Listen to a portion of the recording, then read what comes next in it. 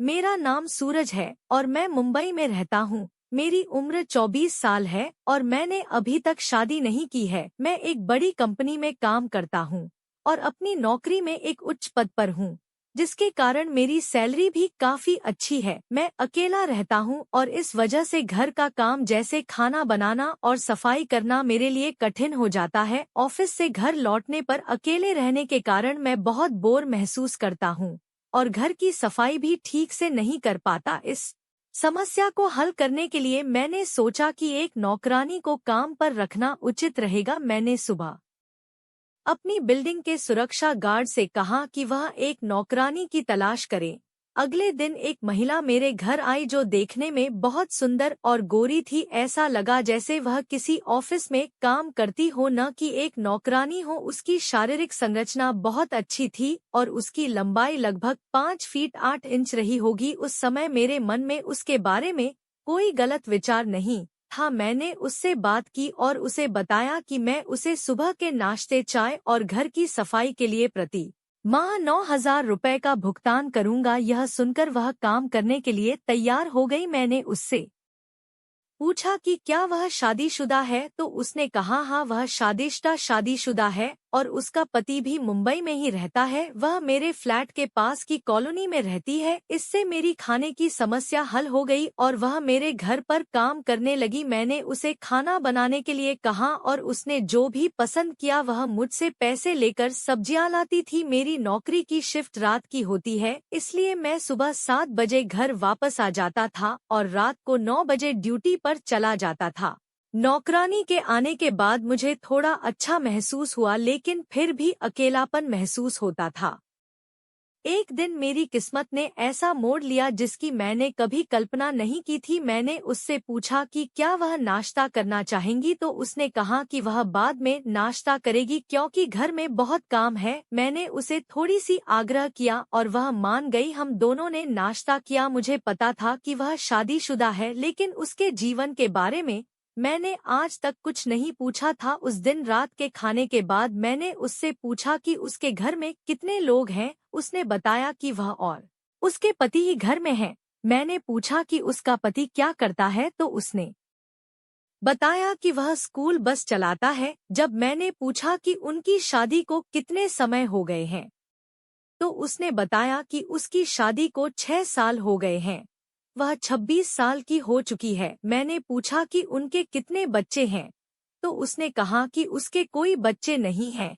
यह सुनकर वह थोड़ी चुप हो गई और फिर रोने लगी। हम दोनों सोफे पर बैठे थे और मैंने सोचा कि आसपास के फ्लैट्स में अगर किसी ने उसे रोते हुए सुना तो यह मेरे लिए अच्छा नहीं होगा। मुझे पता था कि लोग मेरे बारे में क्या सोचेंगे। मैंने तुरंत उसकी ओर बढ़ते हुए उसका हाथ पकड़ा, उसे खड़ा किया और बेडरूम में ले आया। मैंने उसे बिस्तर पर बैठाया, समझाने लगा और उसे गले लगाया। जब मैंने उसे गले लगाया तो उसकी नरम त्वचा ने मुझे एक अजीब सा मादक एहसास दिया। मैंने उसे और अधिक गले लगाते हुए उसकी पीठ पर हाथ फेरा। जब उसने मेरा विरोध नहीं किया तो मैंने अपना हाथ उसके ब्लाउज में डाल दिया और उसे सहलाने लगा। थोड़ी देर बाद उसने शांत होकर मुझे बताया कि उसके पति के साथ उसकी समस्याएं हैं।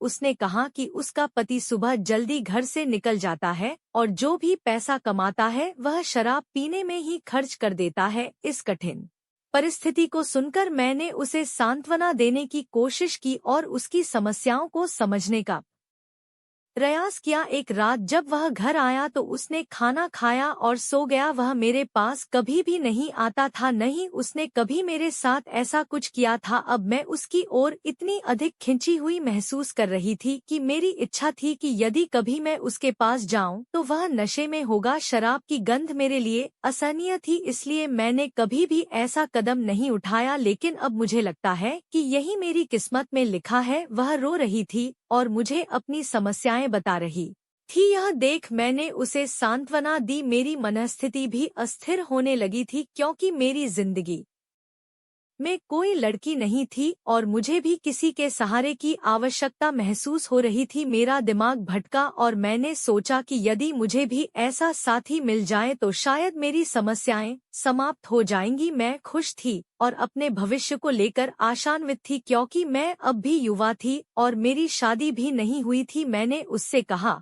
चिंता मत करो, यह कोई बड़ी बात नहीं है, सब कुछ ठीक हो जाएगा।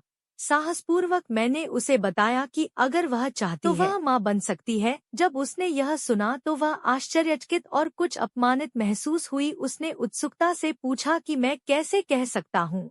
आश्वस्त किया कि इससे उसकी बदनामी नहीं होगी। मैंने कहा कि अगर किसी को यह सब पता चल जाए तो भी उसकी बदनामी नहीं होगी क्योंकि वह मेरे साथ रहती है और हमारे घर में होती है। यह सुनकर वह रसोई में चली गई और मैं शाम को अपने कमरे में चला गया। जब मैं जागा तो उसने मेरे पास आकर कहा कि जो मैं कह रहा था वह सच हो सकता है और उसने अपनी इच्छाओं की बात की। मेरे मन में खुशी की लहर दौड़ गई। अगले दिन जब वह काम पर आई तो मैंने उसे अपनी बाहों में ले लिया। उसने कोई विरोध नहीं किया। मैंने उसे कहा कि अब उसे रोने की कोई जरूरत नहीं है क्योंकि मैं उसकी सारी इच्छाएं पूरी कर दूंगा। उसकी आंखों में आनंद और खुशी का भाव था लेकिन वह थोड़ी शर्मीली भी थी। मैंने उसे बिस्तर पर लिटा दिया और धीरे धीरे उसके शरीर को छूने और दबाने लगा। उसने अपनी आंखें बंद कर ली और मुझसे कहा कि मैं लाइट बंद कर दूं। मैंने उसे बताया कि यह मेरा पहला अनुभव है,